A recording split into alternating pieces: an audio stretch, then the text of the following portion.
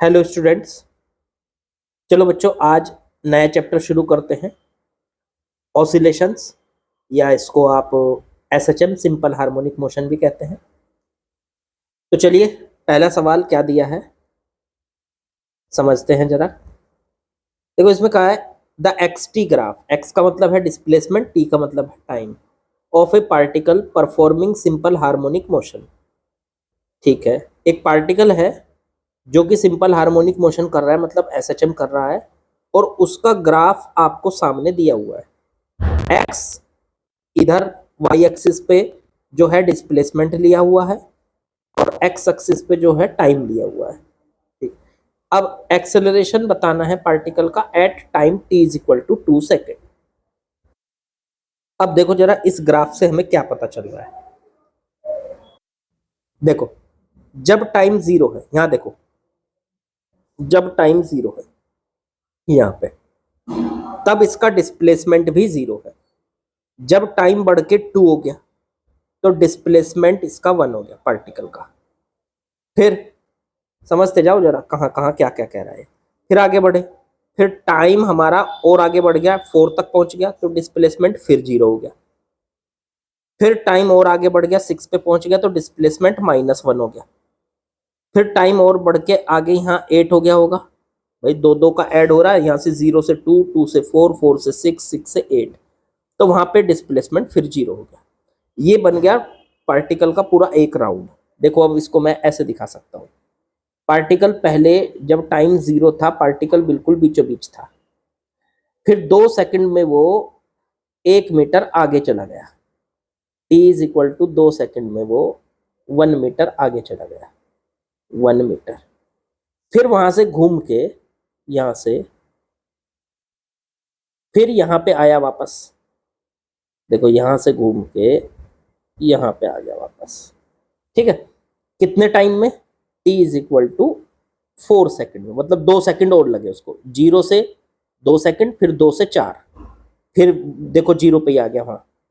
फिर यहां से वापस गया इधर, 6 सेकंड में वो -1 पे पहुंच गया, यहाँ पहुंच गया। T is equal to 6 second पे वो -1 मीटर पे पहुंच गया। ये -1 मीटर है। और फिर 8वें सेकंड पे फिर वो वापस आके वहीं आ गया 0 पे। देखो, ऐसा ही है कि ग्राफ में नहीं। तो इस तरीके से चला, मतलब उसने पूरा एक राउंड लगाया। पहले वो 1 मीटर राइट की तरफ गया, फिर रुका, वापस चला, फिर 0 पे आया, फिर 1 मीटर लेफ्ट की तरफ गया, फिर रुका, फिर 0 पे वापस चला और 0 पे आ गया। T is equal to 8 second पे वो T is equal to 8 second पे वापस आ गया।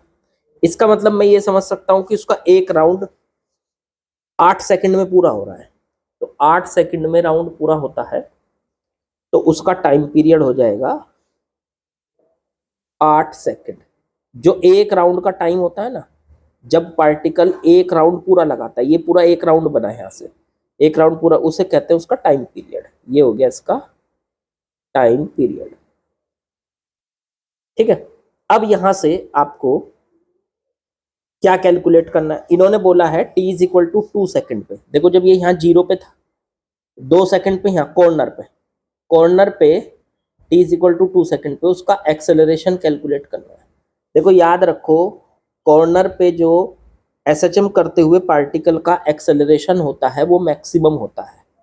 एक चीज याद रखो, जब कोई पार्टिकल एसएचएम कर रहा होता है, ये है बीच वाला point, X is equal to 0, यहाँ पे एक्सेलरेशन भी 0 होता है। और कॉर्नर पे जब एक्स मैक्सिमम होता है, मतलब डिस्प्लेसमेंट मैक्सिमम होता है पार्टिकल का, उस टाइम पे एक्सेलरेशन भी मैक्सिमम होता है।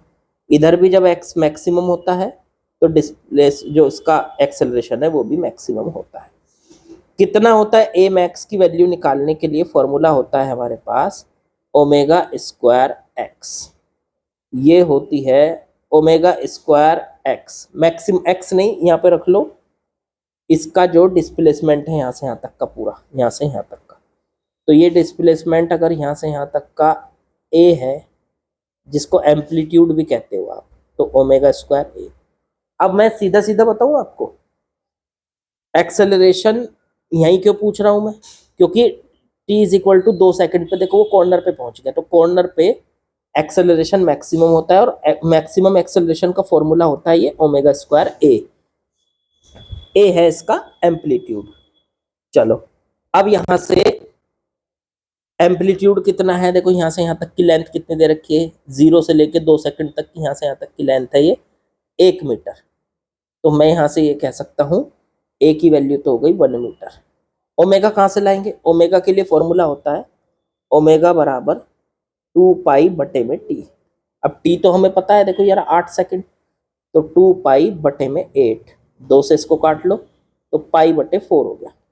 अब ओमेगा की वैल्यू उठा के यहाँ रख दो, तो ए मैक्स इज इक्वल टू आ गया पाई बटे 4 का स्क्वायर और इनटू में ए की वैल्यू आ गई 1। देखो ओमेगा स्क्वायर की वैल्यू रख दी है, ए की वैल्यू रख दी है, तो आंसर आ गया पाई स्क्वायर बटे 16, ए मैक्स की वैल्यू आ गई। अब देखो यहाँ पे ना इसने आंसर में माइनस भी लगा रखा है, मतलब ये डायरेक्शन भी पूछ रहा है। तो अब देखो डायरेक्शन इधर किधर गई इसकी, तो डायरेक्शन जो है एक्सेलरेशन की हमेशा मीन पोजीशन की तरफ रहती है, मीन पोजीशन की तरफ। तो मीन पोजीशन की तरफ रहती है मतलब x इज इक्वल टू 0 की तरफ। अगर पार्टिकल, देखो मैं कलर चेंज करके दिखाता हूँ, अगर पार्टिकल इधर कोने पे जाएगा तो उसका एक्सेलरेशन अंदर की तरफ होगा, और इधर वाले कोने पे जाएगा तो उसका एक्सेलरेशन इधर अंदर की तरफ होगा। मतलब कुल मिला के एक्सेलरेशन हमेशा x इज इक्वल टू 0 की तरफ होता है। तो अब हम तो राइट साइड में पूछ रहे हैं एक्सेलरेशन किस तरफ है, तो वो लेफ्ट की तरफ है, लेफ्ट की तरफ है, तो इसलिए उसकी डायरेक्शन माइनस में आ जाएगी। तो ए मैक्स की वैल्यू आ गई बच्चों माइनस में पाई स्क्वायर बटे 16, ये आ गई इस तरफ लेफ्ट की तरफ। तो लेफ्ट की तरफ वाली डायरेक्शन को हम माइनस में लेते हैं क्योंकि ये माइनस एक्स एक्सिस की तरफ होता है, तो लेफ्ट की डायरेक्शन आ गई। अच्छा राइट की डायरेक्शन होती तो प्लस में लेते यही।